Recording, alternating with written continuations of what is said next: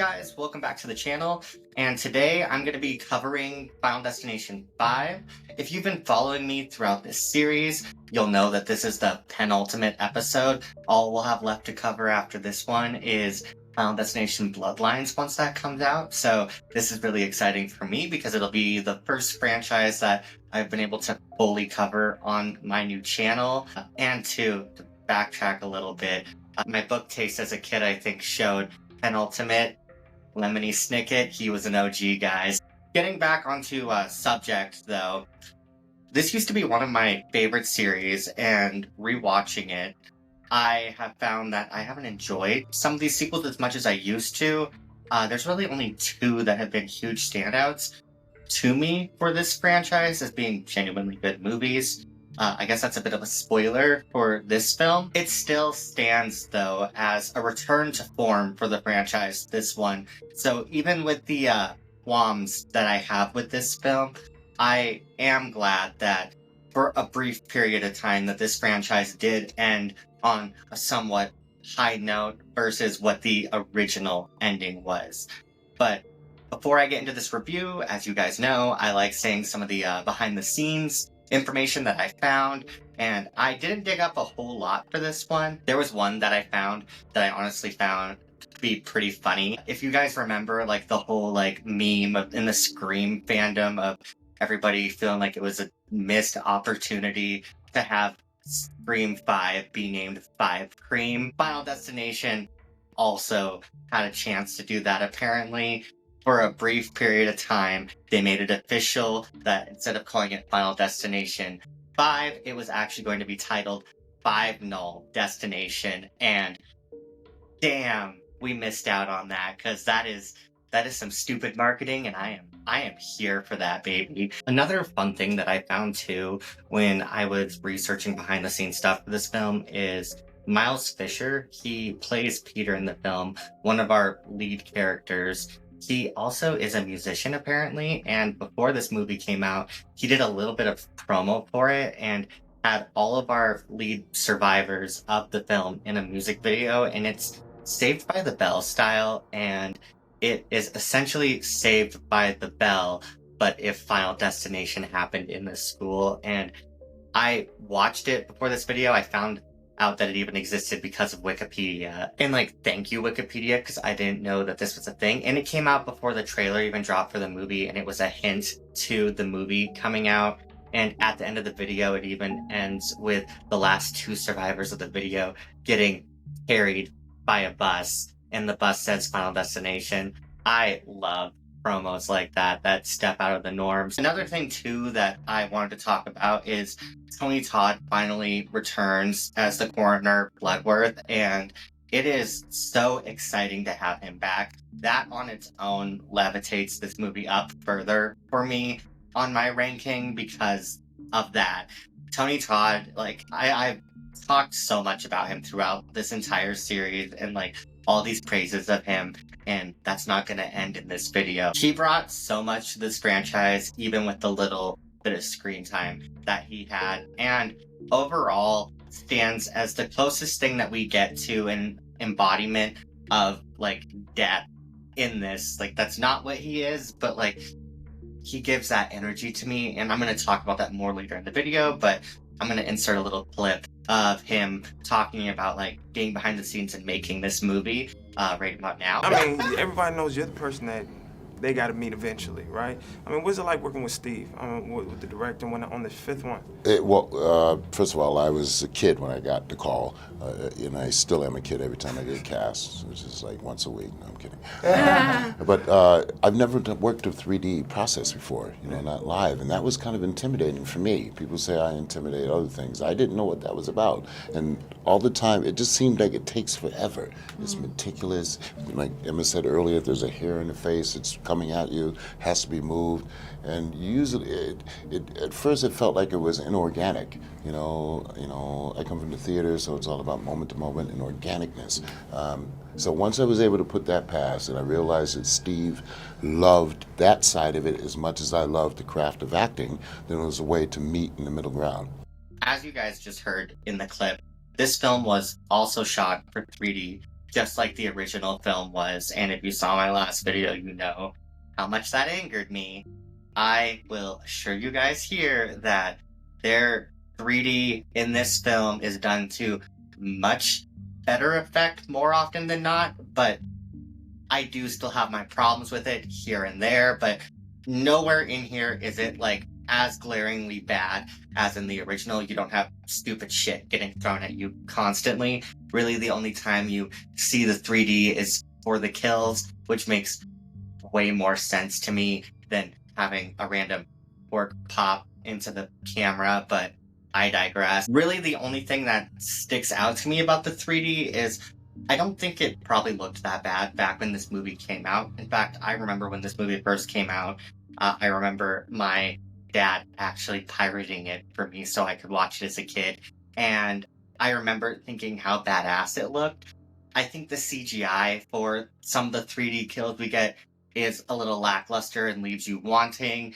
But like I said, it's nowhere near as like glaringly bad and like pulls you out of the movie like the previous installment did. So I will give them credit where credit is due. I don't have a whole lot to say before I want to get into spoilers. This is an older movie. I've said this in all my videos. If you guys haven't seen it, then stop the video, go watch it, check it out. As I've also stated, they're all on HBO Max right now, so if you haven't watched them, then like, what are you doing? Just go watch them, man. Like, that's all I have to say about that. But with that out of the way, we're going to talk about our new cast of victims in this one. Now, just like in the previous installment, I think that they improved it just a little bit, but I still think that there's room for growth, and I hope it's something that isn't a problem in the next film, but I'm not the biggest fan of the new set of characters. Whereas in the first three, I found there to be like gimmicks with each character, and they had like a certain kind of archetype that they fell into, or stereotype, I guess I would say. They still felt like fun characters to watch between the kills. Yes, they were flat, but they were still interesting to see on your screen. The previous film was not that. They were all boring and unlikable except for one character that was passable. This one, I would say that how I felt about George in the previous film, I feel that way really about all the characters in this one. They have little moments where each one shines, and like there's funny bits of dialogue they throw in there for them to say that I did admittedly crack up at. Like, you have like Olivia walking up to Candace at the beginning of the film and dropping this line on her where she says, "You know, if you want to get rid of that baby fat, you should try the gym." It's not fat. They're called tits. we even have like another scene where like Isaac's on the bus and he's trying to like jerk off his boss's ego, and he looks at him and he's just like, "Bald's the new black, sir. Bald is the new black." Like, it's stuff like that that I think is funny, and I wish they would have pushed into those types of moments throughout this film a little bit more, because you see them throughout like a good chunk of this movie, but it doesn't like fully embrace them like they did in Final Destination 3, for example. I think I very much enjoyed that darker comedy tone in a way that that film had. I don't know if anyone else views that movie that way, but that's kind of how I viewed it, and I wish more of the sequels in this franchise would kind of do that. Another point in favor for this film, though it isn't the strongest point for me, is our two lead protagonists. Unlike in the previous film, where I hated them to the point where I can't even tell you their names, plus I didn't feel the reason to even look up their names, as you would have seen in my last video. They were just there for the body count. In this one, you are following Sam, who has the premonition, and his girlfriend, Molly.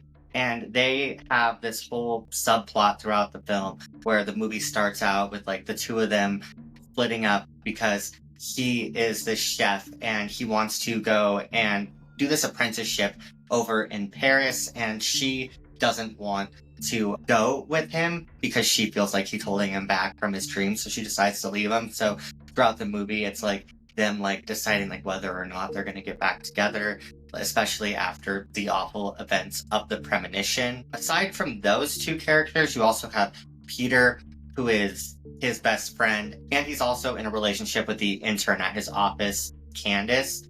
And that's another thing too with these characters. Unlike them being a group of like teenagers, essentially, this is a group of people that all knows each other, very similar to like the first and third one.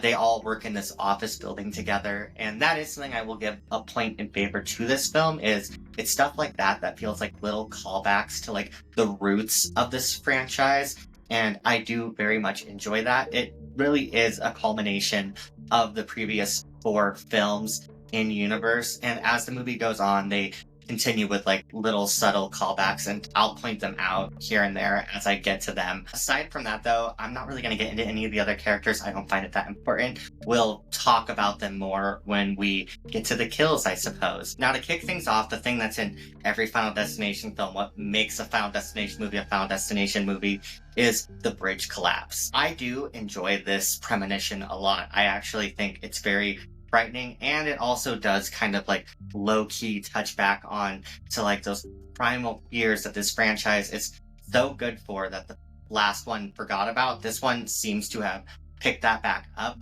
because this is yet a very relatable thing. Everybody has gone across the bridge, let alone everybody at some point, more likely than not, has been on a bridge that's been under construction while you're crossing it. So like, I will admit there's been times where even like I have gone across bridges and like I've had little inklings in the back of my head because of this movie. So that's something alone that I can give huge credit for this scene alone. And the way that it's choreographed and done and shot, I think is very well done, excellently paced when you have all the characters trying to escape. There are little drawbacks in there for me. There's a couple moments where like the CGI does not look the best when you get to like Candace falling off of the bridge and she ends up getting impaled on a boat. The way her guts shoot up looks a little wonky to me, which I feel like if I would have seen this in 3D, it wouldn't have bothered me as much, especially if I would have seen it back in the day when it came out in 3D. I think that it probably would have looked pretty cool, especially for the time.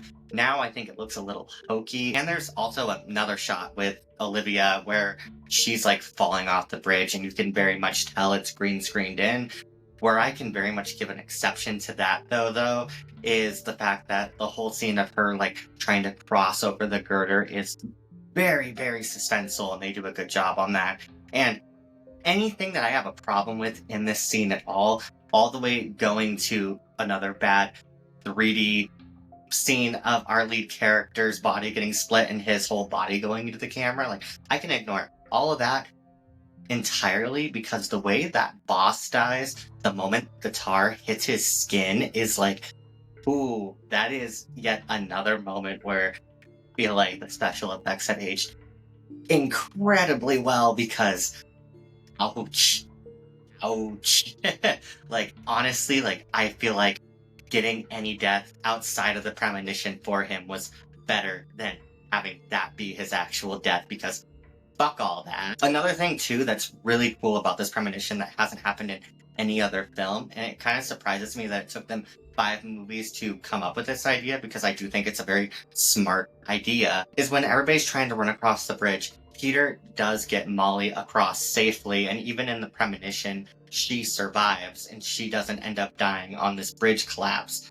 And that's something that we haven't gotten in any of these other movies, where you have one person with our group of survivors that isn't actually on death's list that's safe. And I thought that was a really cool addition to add to like change things up in this a little bit. I just realized that I called Sam Peter, so ignore that, please, you guys. But anyways, after the premonition happens, Sam gets a whole bunch of people off the bridge, just like in all the other movies, where you have to have your cast of characters for death to hunt down and slaughter, essentially. Right after the scene, you go to a funeral, and we have our introduction back to Tony Todd, and I have to say that he only appears in 2 scenes in this movie, which is more than he has had any other film. Usually he only shows up for 1 scene, so like, good on you, Final Destination 5.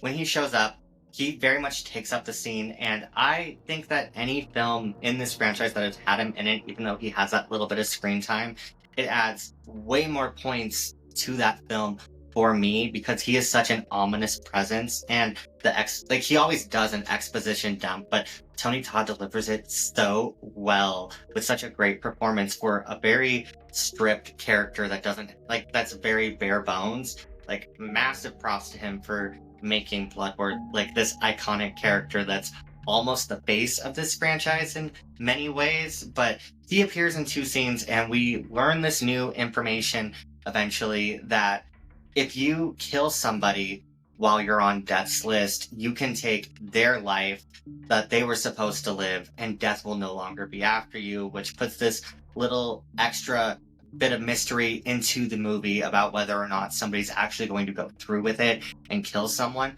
That was a really cool addition because you don't usually get that villain in these movies other than death coming after them. More often than not, you don't have the characters spiraling down into madness where they're lashing out at everyone else and then actually trying to hurt them. And we'll get into that later about what exactly I mean by all that. But we're going to start off with the kills before I jump into that.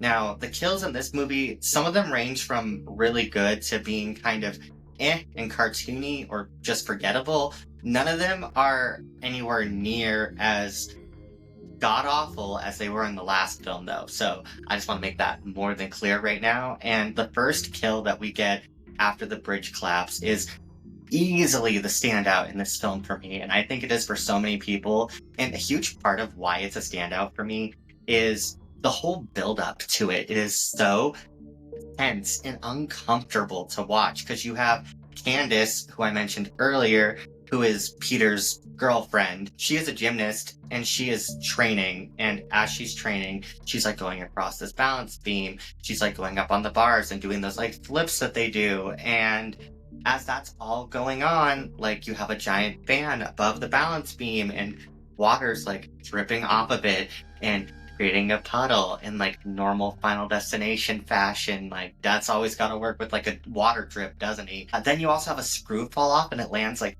perfectly on the balance beam, and that is the most uncomfortable thing to watch as you see her feet like go back and forth across that balance beam, because all I could think about was how painful that would be to step on that. And then eventually, when it does happen and it's not her, it's another girl that does it, she steps on that screw, which, ouch, and then she falls back and like knocks a whole bunch of powder into the air that ends up making Candace get like disoriented, and she goes flying off of those like spinning bars that I was just mentioning. And she ends up like falling on her stomach, and her whole like body just breaks apart, and it is so gnarly looking and so gross. But the screw alone, man, like, maybe she dodged a bullet by dying instead of standing on that screw. Like, hot take right there, but ouch, man, fucking ouch. A huge part of the reason that scene works for me is because of that build-up attention and the payoff for it too, with how gory that kill is. It's done expertly well. And then the next kill that we jump to, we have Isaac.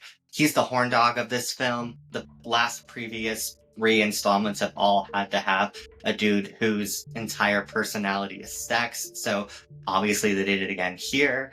I think that it's very funny how they handled him in this movie, because he goes to this massage parlor and he is being such a racist POS to all of these like Asian workers and is trying to treat them like they're sex workers when they're not. And I love the scene of when the objectively hot one tells him that they're going to be taking him in to get his massage or whatever, and then she like kind of leads him on like, yeah, I know just the person that can give you a happy ending, don't I?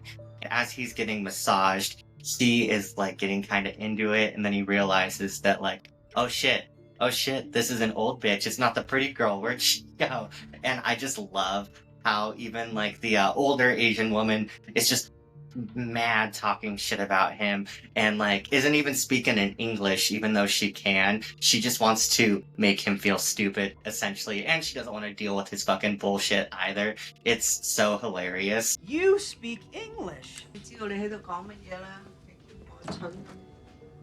She ends up giving him acupuncture, and she steps away from the room, and this is another scene of ugh, like I'm never doing acupuncture. I didn't need to see Final Destination to not want to get acupuncture, but this film like solidified that. Like, screw all that. A fire breaks out in the room, and he falls over off the table, and all of the needles get like stabbed into his body, and he tries to pull them out, and like it is so gross and so real looking. Like the effects for that have aged enormously well. This all culminates though eventually where he like falls on the floor and he thinks he like escaped the fire, to this giant Buddha statue like dropping on his head and his head just splatting even like all over the camera. It's a really funny scene. It's a really fun scene, and I'm really glad that this movie was able to like hit those dark comedic tones at certain points. Unlike the last installment that tried, I think this one actually did succeed at doing it when it was trying to do that. All the deaths in this movie, the last really memorable one for me, for them that I think marks as good, is Olivia's death. I think the build-up during it is very well executed, but then as it continues to go along, I do think that it kind of loses momentum a little bit once death actually starts taking action. Build up is super tense throughout, but then once you actually get to like the laser going into her eye, she's getting LASIK or whatever, it does feel very cartoony to me, and I think the special effects have aged like a little more wonky for that one. I used to think that was like one of my favorite kills in the movie. I wouldn't put that there. It would be in top 3, I think, because like I said, I mentioned the 3 most memorable ones. But yeah, that's kind of where that goes for me. After that, though, a lot of the other kills are very lackluster to me until we get towards the ending of the movie. The boss guy ends up having like a wrench go into his head like so quickly and so fast that like you're kind of like, oh yeah, he was a character in this movie, was he? We don't care though, because he very much is a very flat, boring character that we just don't care about. There's no, like, I have nothing else to say about him. Really, the only other kill that I think is worth mentioning is we have Nathan, who accidentally kills one of his coworkers, and they realize that, like, oh yeah, so death isn't going to be after him anymore. So Nathan is safe for the rest of the movie now. I haven't mentioned him really either because he hasn't really done a whole lot in the movie. So he's safe. Moving on from that, we eventually jump over to Peter, who would be next on Death's list. And he's very much grappling with the fact that Candace is now dead and struggling to be able to accept that. And while this is all going on, Molly and Sam are rekindling their relationship, getting back together. And even though Death's coming after them, Sam decides that he's going to take the internship and he wants Molly to come with him to Paris. So he takes her to the restaurant that he works at and tries to cook her a fancy meal. And this scene eventually leads to the climax of this film, where you have Peter coming to the restaurant and saying that he considered on killing somebody in the street and pushing them into the road, but he just couldn't bring himself to do it. But then he thought about how Molly deserved to survive, because even in the premonition, she survived. But to him, he doesn't get why that's fair or why that's okay, because why wasn't Candace allowed to survive? Why didn't she deserve to survive? And why did Molly's life matter more than everyone else's, is what his thought process is on it. And he grows this resentment towards her and decides essentially that he wants to kill her and take her life because she got to live while no one else did. That was the exact thing that I was pointing out earlier, where I think that it adds another level of tension in this film that we hadn't had previously. I think it was done very, very well in this movie. This whole scene where they're running around the restaurant is very fun. You have Peter who's chasing after Molly, and he has a gun and he's trying to shoot her, and Sam is trying to jump in and stop it from happening. This is all going on. The detective that has been investigating the case of the bridge and all these strange deaths that have been happening throughout the movie jumps in. And yes, I didn't mention the detective earlier. It's a very nothing subplot. Like, ignore it. We're not even gonna, like, care that much about it. But the detective ends up showing up, and Peter ends up killing the detective, and Molly tries to tell him, like, you got what you wanted, you don't have to kill me now, like, we're done, you can go. But then Peter decides, like, no, I still have to kill you because you saw me kill a federal agent, so I'm not getting the new life that I just literally killed for. I'm not spending the rest of it in prison. So he decides to still kill Molly. He eventually ends up cornering her with the gun, and he has full intention of killing her. Before he can, though, Sam jumps in and he kills Peter before he can get to Molly. And because he killed Peter, now he has Peter's life. The life that Peter took from the detective is now Sam's life, and he realizes that he gets to live and that death's no longer after him, and him and Molly can be happy together, and they don't have to worry about any of this happening, and they can still go to Paris together and be happy. If you ignored my point about spoilers earlier, definitely click away now before I say any of this, because this is what elevates this movie for me for being a good movie. This is exactly what knocks this movie up a notch for me to make it not this mediocre, forgettable film. When they get on the plane, there's a group of people freaking out on said plane, and they don't really know what's going on, and it cuts over, and you can tell it's like slightly older footage.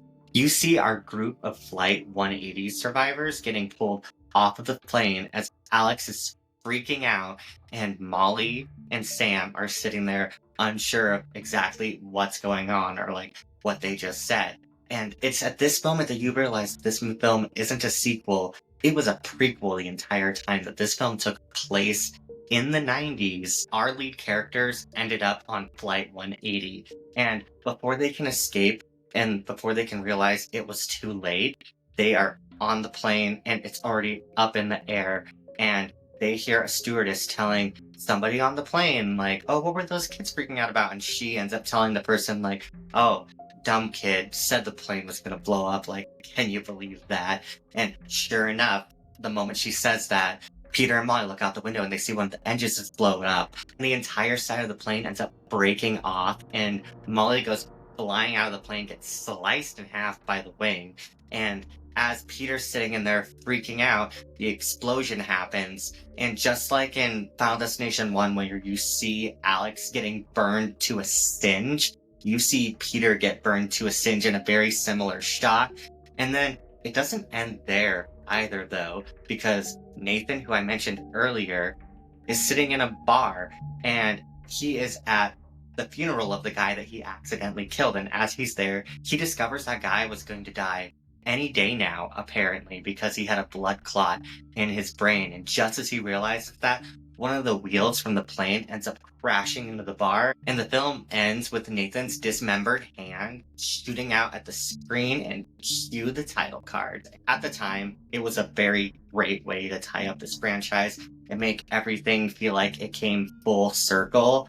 The only thing that sucks about this ending, though, honestly, is the logistics of it. I feel like you have to do mental gymnastics for it to kind of make sense. You see Sam kill Peter, so therefore he should have been saved, right?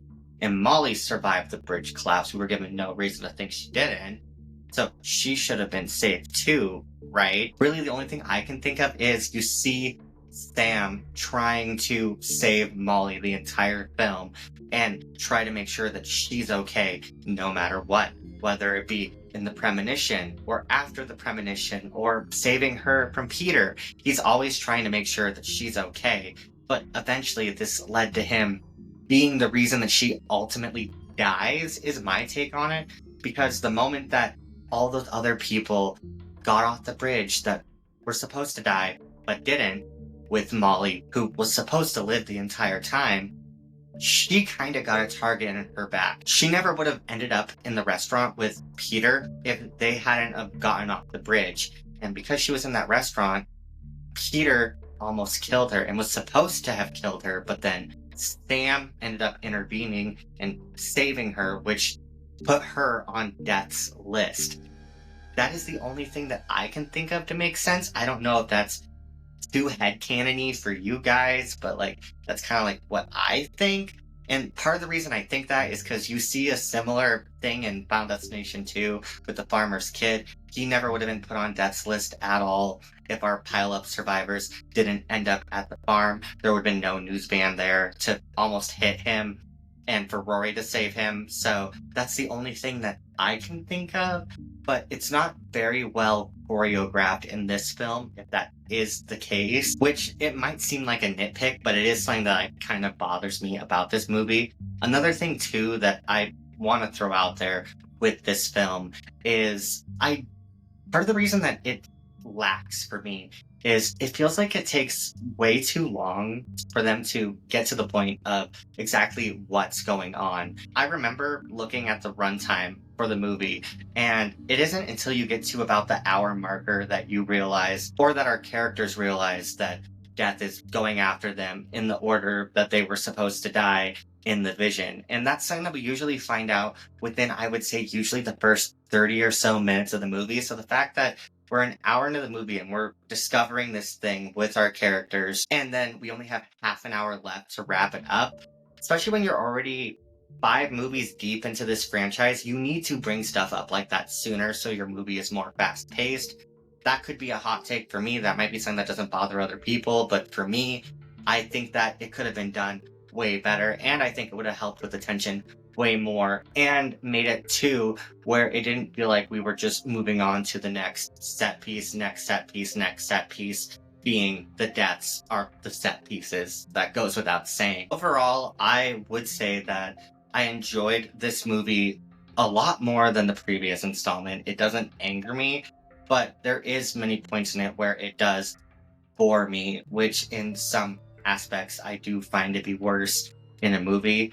Really, the main thing that saves the day to me is a couple of the deaths I think are cool. The bridge scene is iconic, and that twist ending, though, like I said, there are mental gymnastics with it, it is still a really fun ending to see, and I'm glad that they did do it overall.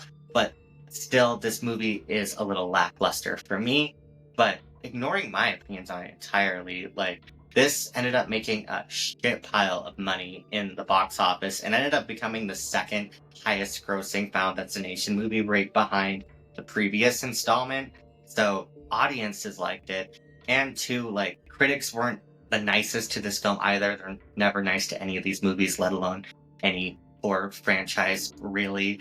But critics did say that they thought that the bridge scene was very brilliantly done, and they also talked about how a lot of the kills in it were a lot better than the previous installment, and that the 3D effects were used to better effect in this film. And I do have to agree with that. I think the 3D in this was used a lot better, and it doesn't take away from the movie at all. It doesn't pull you out of the movie more often than not. It's not like the previous installment where the whole gimmick was 3D to cover up the fact they didn't have a story. This one is not that, so I will give them that credit entirely. So that about wraps up my thoughts on Final Destination 5. You guys should 110% let me know what you thought of it down in the comments. I'm sorry if it seemed like I was a little bit the entire movie. It really is just how I felt about it. I don't really feel strongly one way or the other about most of this movie. There is scenes in it that I think are phenomenal, but the overall experience of it, I did feel like left me wanting more. I don't know exactly what that more is for all of it. I think a big chunk of it probably has to do with the characters, though. But you guys should let me know, like I said. And if you disagree, tell me. And if you agree, like, go off. Tell me about that, too. We are coming towards the end of this franchise, and I'll covered all the films, which means I'm going to need to do another franchise. So if there's any franchises that you guys would be interested in me checking out and doing videos on, I am game for that. I would love to get some ideas from you all. If you don't, then I'll come up with something myself. But I figured I would throw you guys a bone on that. A couple of the ones that I have an idea for, I mentioned in a previous video that I'm thinking about doing I Know What You Did Last Summer. I'm also thinking on doing either the Strangers or the 28 Days Later franchise too, since those also have upcoming movies. So if any of those ones sound interesting to you, you guys should let me know. Because like I said, none of those franchises are that big, so it wouldn't be that hard for me to cover those for you guys and get those videos out to you in a somewhat timely manner versus the timing that it took for me to get this series out to you. And if you guys are new to the channel, hi, I hope you enjoyed the video, and if you liked it, then hit that subscribe button. I'd love to have you come hang out here with me. I cover anything and everything horror. But I'm going to stop rambling. I'm tired. It's bedtime. And I hope to see you guys on the next one. Take care.